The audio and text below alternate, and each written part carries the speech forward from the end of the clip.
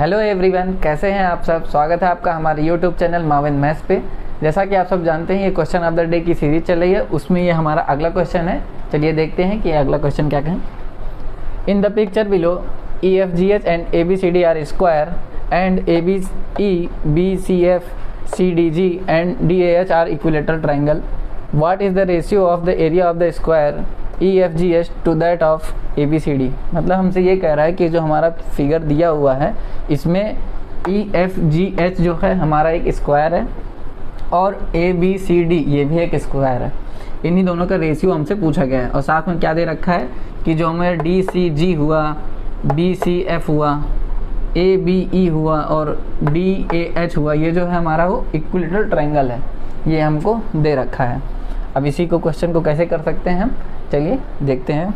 ऐसे क्वेश्चन में क्या होता है कि हम सबसे पहले क्या करेंगे, कुछ भी मान सकते हैं। मान लीजिए कि हम सबसे पहले स्क्वायर जो छोटा वाला है उसकी एक साइड मान लेते हैं, उसकी साइड हम A मान ले रहे हैं। तो हम अगर स्क्वायर की साइड A मानेंगे तो चारों साइड इक्वल होती है स्क्वायर में और बीच का एंगल 90 डिग्री होता है। मतलब यहाँ ये जो होगा ये हमारा 90 डिग्री होगा और अगर साइड A है तो ये भी A होगी, ये भी A होगी और ये भी A होगी। और साथ में हमको क्या दे रखा है कि ये हुआ और या फिर जितने ये ट्रायंगल, ये ट्रायंगल, ये ट्रायंगल, ये ट्रायंगल जो है, ये सारे ट्रायंगल जो हैं वो इक्विलेटरल हैं, यानी कि सबकी साइड इक्वल होगी। तो ये भी A हो जाएगा, ये भी A हो जाएगा। बस अब हमें फाइंड क्या करना है। अगर हमें अब एक तरीका तो ये हुआ कि अगर हम स्मॉल वाला जो है या ABCD का एरिया निकालना है जो, वो तो A स्क्वायर हो जाएगा, क्योंकि स्क्वायर का जो एरिया होता है वो साइड का स्क्वायर होता है। स्क्वायर का एरिया साइड का स्क्वायर के बराबर होता है, यानी हम A माने हैं तो A स्क्वायर हमारा इसका एरिया हो जाएगा। अब क्या है कि अगर जो इक्विलेटरल ट्रायंगल होता है, कोई भी इक्विलेटरल ट्रायंगल है, उसके जो तीनों एंगल होते हैं वो 60-60 डिग्री होते हैं। तो वहाँ हम यहाँ पे भी ये लगाएंगे। ये देखिए ये इक्विलेटरल ट्रायंगल है, ये भी इक्विलेटरल ट्रायंगल है, तो ये 60 होगा, ये भी 60 होगा और ये 90 हमको दे रखा है, ये हमको पता हुआ है। तो हमारा ये जो होगा वो 150 एंगल होगा। 360 होता है पूरा, तो 360 होता है, तो उसमें हम जब ये तीनों जोड़ के घटाएंगे 360 में से तो हमारा 150 आएगा। तो जो 150 है हमको एंगल मिल गया, हमको EBF जो है वो 150 एंगल मिल गया, 150। उसके बाद क्या करना है, हमको EF फाइंड करना है। अगर हम EF फाइंड कर लेते हैं तो हमको एक साइड मिल जाएगी स्क्वायर की, और स्क्वायर की एक साइड मिल गई। अगर हम उसका स्क्वायर करेंगे तो हमको एरिया मिल जाएगा। तो हम अगर इसको x मान लेते हैं, मान लीजिए हम इसको x मान ले रहे हैं, तो हम कैसे लगाएंगे कि हमको ये a दे रखा है, यहाँ से लेकर E और B जो दे रखा है वो A दे रखा है, और B और F जो दे रखा है हमको वो भी A दे रखा है, और बीच का एंगल हमको दे रखा है। तो यहाँ पे हम कोसाइन रूल लगाएंगे। कोसाइन रूल हमेशा कहाँ लगता है, जहाँ दो एडजेसेंट साइड दिए हो और उसके बीच का एंगल दिया हो, और हमको तीसरी वाली साइड बतानी है जो सामने होती है, एंगल के सामने वाली साइड जो होती है वो हमको बतानी होती है। तो हम कोसाइन रूल लगाते हैं और हमको वही यहाँ पे लगाना पड़ेगा क्योंकि हमको सामने वाली ही साइड चाहिए।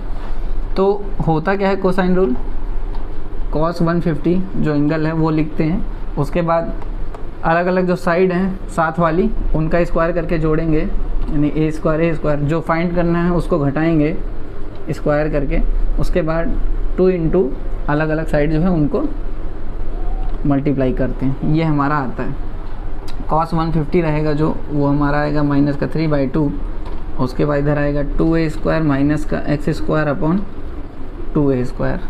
अब यहाँ से जब आप फाइंड करोगे तो हमारी x स्क्वायर की जो वैल्यू आएगी वो आएगी √3 प्लस का 2A स्क्वायर।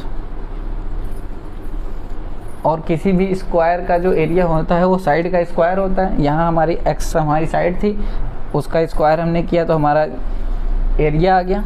अब ये एक तरीके से ये एरिया हुआ, क्योंकि साइड का स्क्वायर ही स्क्वायर का एरिया होता है। तो हमारा जो EFGH है उसका एरिया क्या हुआ, ये हो गया। और ABCD का एरिया हमको ये दे रखा है और हमसे वही पूछा हुआ है। पहले बड़े वाले का बोला है, EFGH का पूछा है ABCD से, तो EFGH ऊपर लिखेंगे, यानी कि √3 प्लस का 2A स्क्वायर अपॉन में A स्क्वायर, क्योंकि छोटा वाला पूछा है।